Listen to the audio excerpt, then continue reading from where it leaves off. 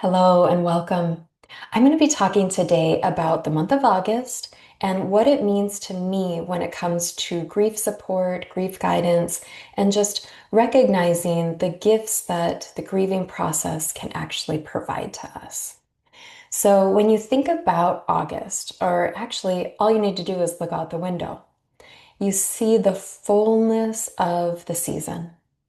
We see the fruits of our labor. We see the vegetables in our gardens and our flowers really blooming brightly and producing, right?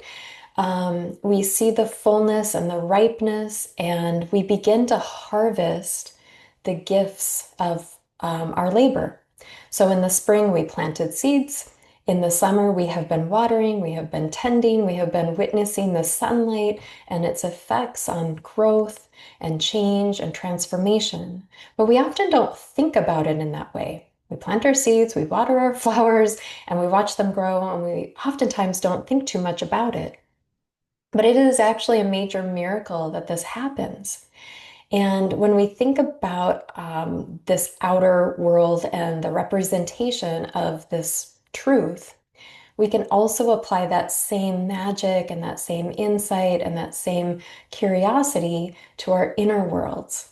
So when it comes to grief, I really, really believe that this is our time where we honor the grieving process as something that is for us, not to us.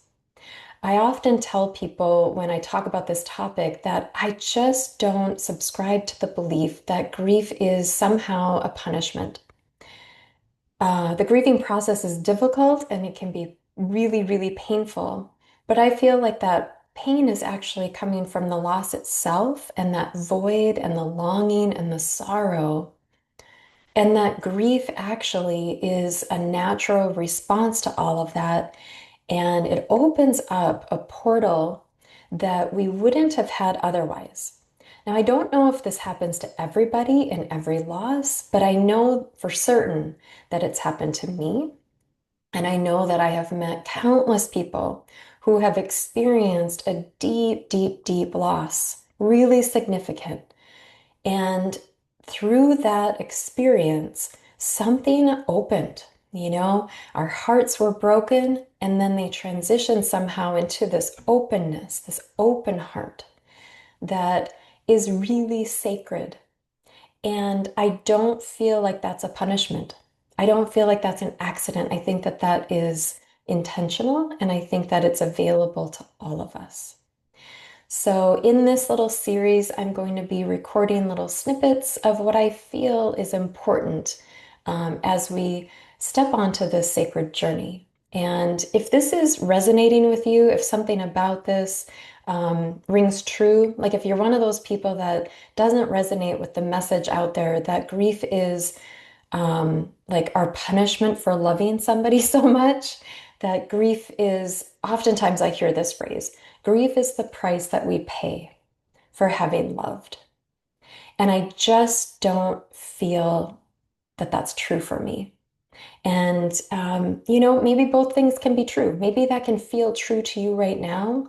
And you also feel that there is something different happening within you, that you have been forever changed, and that you know in your heart of hearts that there's something here, to explore and to learn and to witness and to grow and evolve.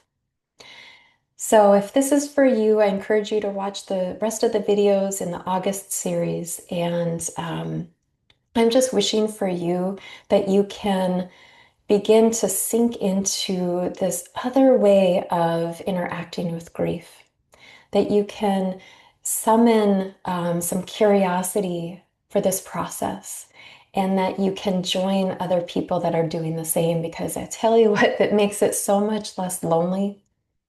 Losing somebody or moving through big griefs in our life through transition and change can really make us feel like we are the only ones that are going through this weird thing, this shift, and we're not the selves that we used to be.